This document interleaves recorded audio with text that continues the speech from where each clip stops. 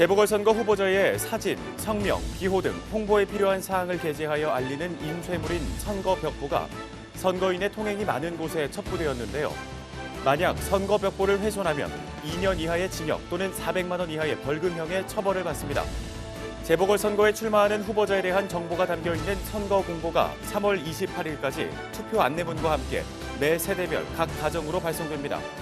선거 공보는 내 선거구에 출마하는 후보자의 경력, 정견 등의 정보가 담겨 있어 유권자들이 꼼꼼하게 살펴봐야 할 자료입니다. 이번 재보궐선거는 법정 공휴일이 아니기 때문에 사전 투표 기관과 선거일에 모두 근무하는 근로자는 고용주에게 투표 시간을 청구할 수 있습니다. 만약 고용주가 정당한 사유 없이 이를 보장하지 않으면 1,000만 원 이하의 과태료가 부과됩니다. 중앙선거방송토론위원회는 3월 25일부터 4월 1일까지의 기간을 후보자 TV토론 주간으로 지정 운영합니다. 이 기간 동안 후보자 TV토론회를 당일 생방송으로 시청할 수 있고 중앙선거방송토론위원회 홈페이지나 유튜브 등에서 다시 보기로 볼 수 있습니다. 선거관리위원회는 유권자들의 재보궐선거 투표 참여를 독려하기 위해 다양한 홍보 활동을 펼치고 있는데요. 특히 코로나19로 인해 비대면 방식인 시설물이나 영상, SNS 등을 적극 활용하고 있습니다.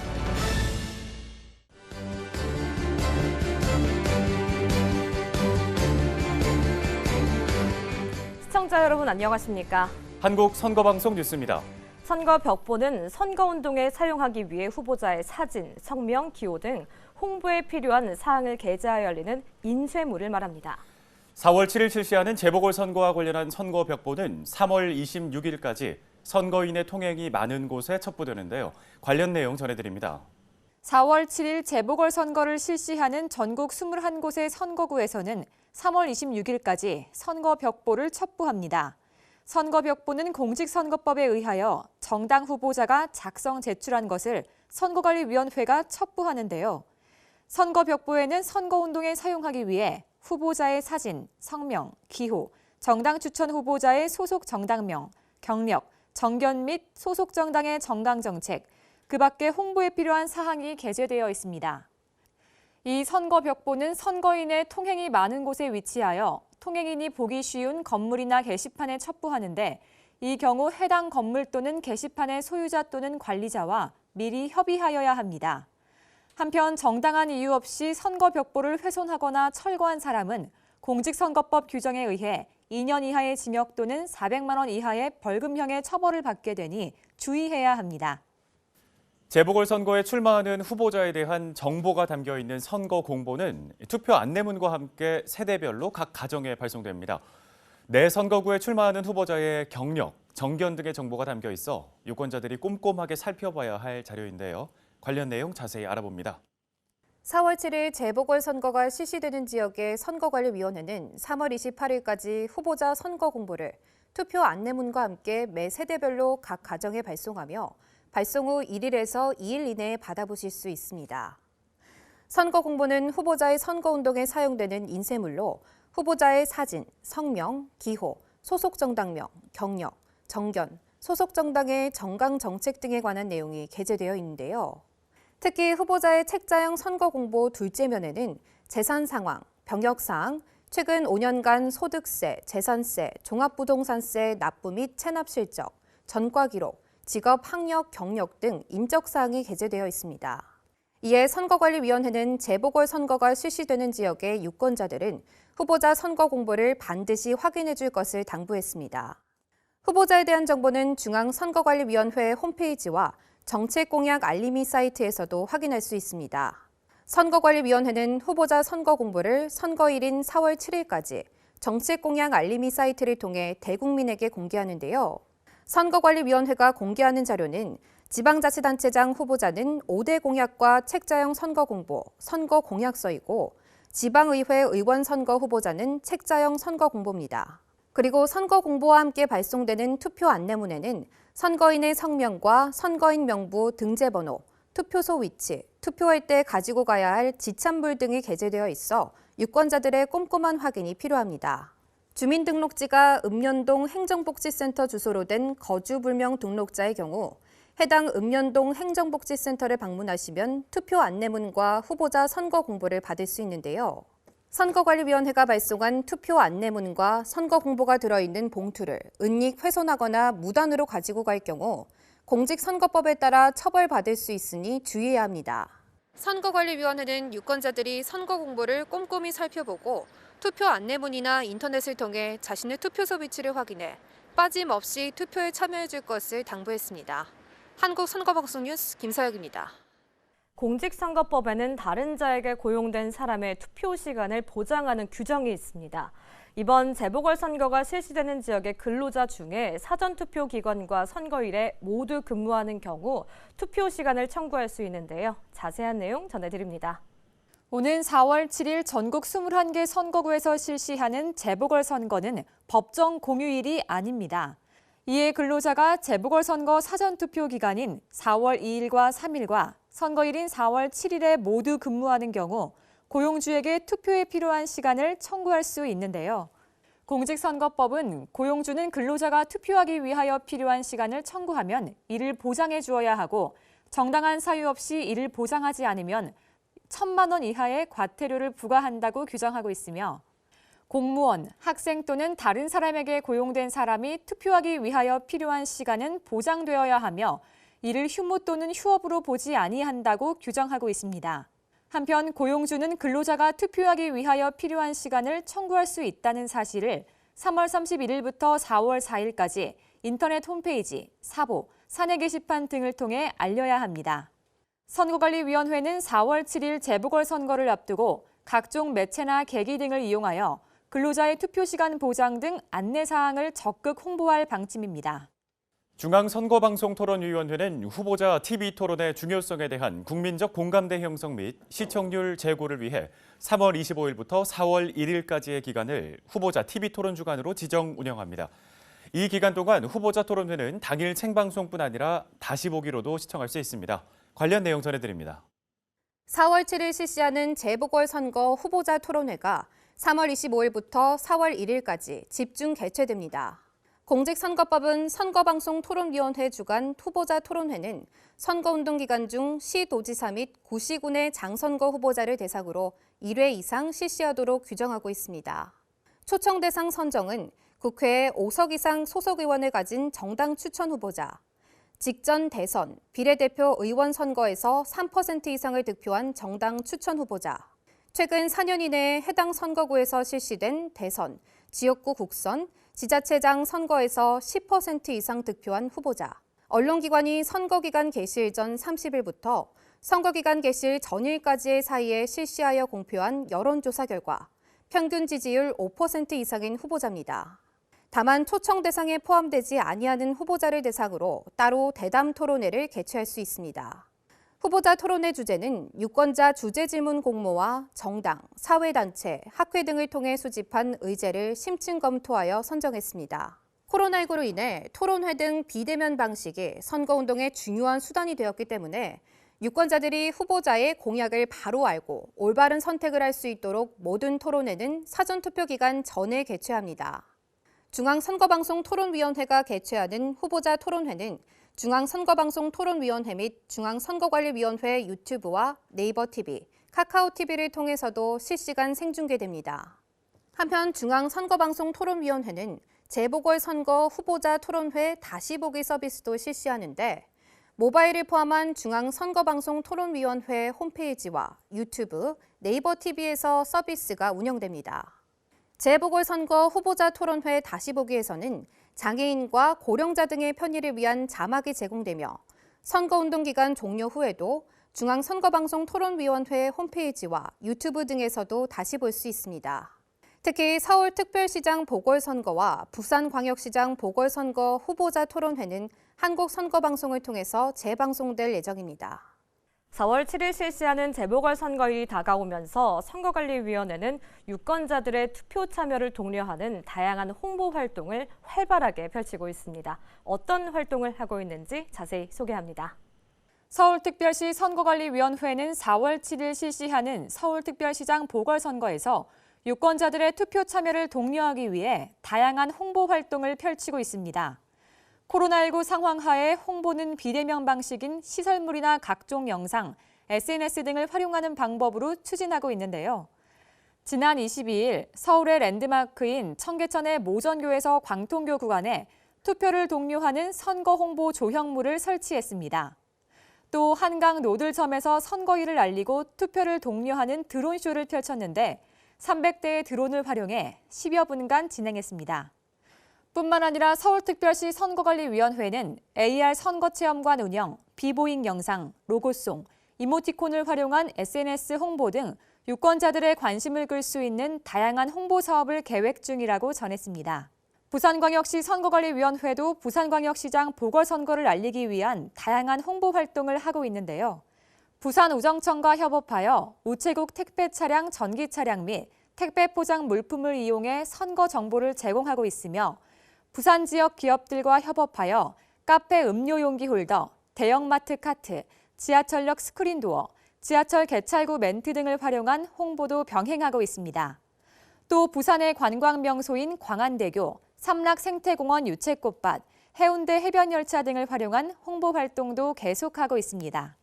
선거관리위원회는 4월 7일 전국 21개 선거구에서 실시하는 재보궐선거에 유권자가 소중한 한 표를 꼭 행사하길 바란다고 전했습니다. 4월 7일 실시하는 재보궐선거 후보자의 선거운동이 지난 3월 25일부터 시작됐습니다. 중앙선거관리위원회는 재보궐선거와 관련한 위법 행위에 대해 조치했는데요. 자세한 현황 전해드립니다. 중앙선거관리위원회는 4.7 재보궐선거와 관련해 3월 26일 기준 총 115건의 위법 행위에 대해 조치했습니다. 조치 내용을 구체적으로 살펴보면 고발 3건, 수사 의뢰 2건, 경고 등 25건으로 모두 30건입니다.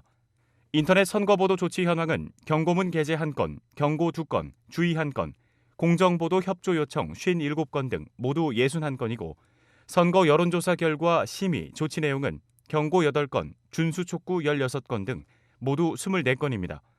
선거관리위원회는 이번 재보궐선거에서 유권자와 후보자 등의 자유로운 선거 참여 보장과 준법 선거 분위기 조성을 위한 적극적인 안내 예방 활동을 지속적으로 전개하고 선거 질서를 근본적으로 훼손하는 중대 선거 범죄에 대해서는 엄정하게 조치할 예정인데요. 선거법 관련 위반 행위를 발견한 즉시 전국 어디서나 1390번으로 신고해 줄 것을 당부했습니다. 3월 25일은 4월 7일 실시하는 재보궐선거의 선거기간 개시일입니다. 재보궐선거가 실시되는 21개 선거구의 후보자들은 3월 25일부터 선거일 전일인 4월 6일까지 선거운동을 할 수 있는데요. 선거운동 방법에 대해 자세히 알아봅니다. 3월 25일부터 재보궐선거의 선거운동이 시작됐습니다. 선거운동은 당선되거나 되게 하거나 되지 못하게 하기 위한 행위를 말하는데 선거운동을 할 수 있는 사람이라면 누구든지 선거일 전일인 4월 6일까지 자유롭게 할 수 있습니다. 후보자와 그 배우자, 선거사무장, 선거사무원, 회계 책임자 등은 선거운동 기간 중에 어깨띠나 표찰, 기타 소품을 붙이거나 지니고 선거운동을 할 수 있습니다. 또 공개 장소에서 연설 대담 차량을 이용해 지지를 호소하는 등 법에서 정한 방법으로 선거운동을 할 수 있는데요. 선거사무원이 아닌 일반 유권자는 어깨띠, 모양과 색상이 동일한 모자나 옷, 표찰, 피켓, 그 밖의 소품을 활용한 선거운동을 할 수 없고 선거운동 대가로 수당, 실비나 음식물을 제공받을 수 없습니다. 또 공직선거법에서 정한 방법으로 인쇄물, 언론매체, 정보통신망 등을 이용한 선거운동도 가능합니다. 뿐만 아니라 작년 말 공직선거법의 개정으로 선거운동을 할 수 있는 사람은 선거일이 아닌 때에 옥내외에서 개별적으로 말로 하는 선거운동을 할 수 있고 송수화자 간 직접 통화하는 방식의 전화를 이용해 선거운동을 할 수 있습니다. 한편 만 18세 유권자도 선거운동이 가능합니다. 그러나 선거운동 가능 연령을 행위시로 산정하기 때문에 선거운동을 하는 때에 만 18세 미만인 자는 선거운동을 할 수 없으니 각별한 주의가 필요합니다. 선거관리위원회는 4월 7일 실시하는 재보궐선거가 공정하고 깨끗하게 치러질 수 있도록 정당과 후보자, 유권자 모두 공직선거법을 준수해 줄 것을 당부했습니다.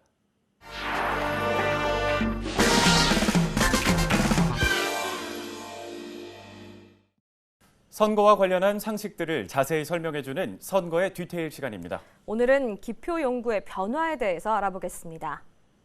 안녕하세요. 여러분이 궁금해하는 선거의 뒷이야기를 낱낱이 아주 재밌게 풀어드리는 시간, 선거의 디테일입니다. 선거 시 지지하는 후보를 찍을 때 쓰는 이 기표 마크, 여러분은 뭐라고 읽으시나요? 시옷 혹은 사람인? 이 마크의 정확한 표현은 바로 한자 점복자인데요. 그렇다면 왜 우리나라 기표용구 모양은 점복자를 사용하게 된 걸까요? 지금부터 디테일하게 풀어드리겠습니다.